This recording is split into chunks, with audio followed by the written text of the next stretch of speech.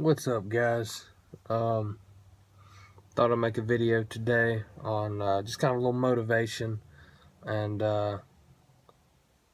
you know something like that. I just got off work and it's on my mind, so I thought I'd make a little video. Um, for those of you dealing with either really bad anxiety or this goes for depersonalization, but it goes for anxiety too. Man, get out there and start punching, start busting down some of your fears, but overcome those walls. Um, for those of you stuck in DP who are just wasting away in your room right now or at your house and not able to get out, or so you think in your mind, you can do it. I know it feels like you can't right now, and I know you'll sit there and be like, oh, clearly this guy doesn't have it as bad as I do, but I do, or I did. I've just educated myself to the point now that it doesn't affect me as badly, and I'm not as scared of it, so it doesn't really bother me as much. I'm on my way to recovery, but I'm not all the way there yet. Um, you can do things while you're in this state of DPDR. I've been dealing with this for 5.5 years.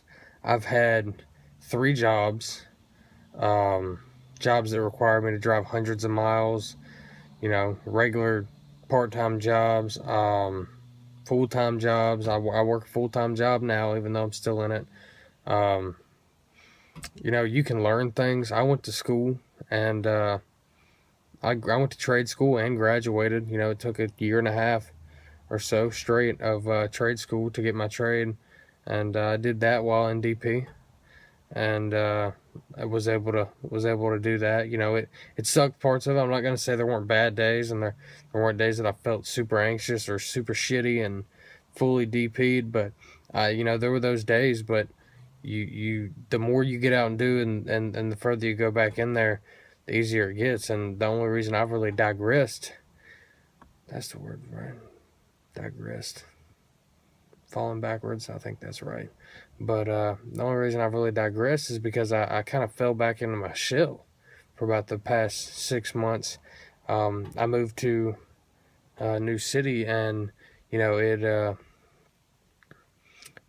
was none of my friends really live here, so it's been hard. It's been hard to deal with, and so I kind of just sat at the house and didn't do much. But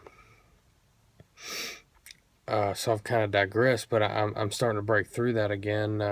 I've reconnected with some old friends and stuff like that, and starting to try to, and made some new ones, and starting to try to get out there a little more. But you can do things while you're in this state. You got to do them. I know it feels like you can't, and I know I'll sit there and say this 10 times, but you got to do it, and you got to do stuff you love. I heard a great quote. I think it was from Les Brown. He said, if you're not pursuing your goals or your dreams, you are literally committing spiritual suicide. And that's so true for people who are passionate about things, or highly passionate about certain things in their life. Like most people I've met that have DPR,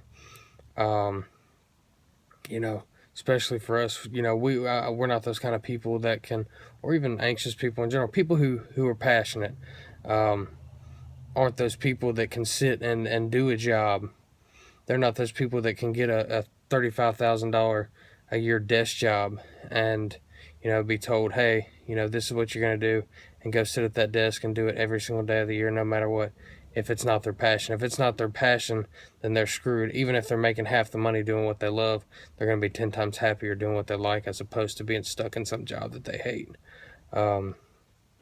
Do what you want. I helped a friend of mine on here who has a channel, Dylan Mangrum, the other day. I didn't decide it for him. I just helped him with it. Come to the realization that he had kind of pushed what he was passionate about to the side because of other people's opinions. Fuck everybody else's opinion. on you or what you love, unless they're paying your fucking bills, or, you know, unless their happiness is what makes you happy, then fuck their opinion. Do what you love. You know, you're going to be criticized your whole life for things, and criticized or made fun of or told that makes no sense, or people are going to question what you do forever. I mean, it's the same way for everybody. But last time I checked, that can't hurt you. And last time I checked, unless they're paying your bills, their opinion really doesn't matter. And your happiness is the only thing that matters. And the sooner you realize that, the sooner you realize what you're passionate about, and that's what really matters, the better off you're gonna be. And it's just, that's one thing you have to do. You got to find your passion, because it's one thing to wake up every day and sit and do nothing, and not, you know, and just sit there and wither your life away. But when you're pursuing a passion and you're learning about things, you're truly giving yourself a purpose for being here. And I think that's so important, because people who just, you know, and that's another thing about DP, it just feels kind of like you're floating through life without a purpose. And once you re-engage and find that purpose and find what you're passionate about, it kind of gives you some grounding. It gives you something to build on, and something to look forward to, and something to work towards, instead of just this you know, flat state where you can't seem to get out of it. And another thing is, figure out in your mind. I want to take a piece of paper. You know, you don't have to do it in your head, and write down. You know, for those of you stuck in DP and scared to try to get out, and scared to start getting out and doing things, and scared to pursue your passions, take you a piece of paper and write down one side of it why, and one side of it, you know, or why not. And I guarantee you 100% of the time, your why for recovery and your why for defeating your fears is going to be 10 times greater than your why not. And it's something that kind of clicked for me, you know, when I sat there and realized, you know, my why for living, and my why for taking control of my life and pursuing my passions and doing what I love to do is so much, and my why for getting out there and starting my recovery, no matter how scary it is with the DP, like, my why is so much greater than my why not.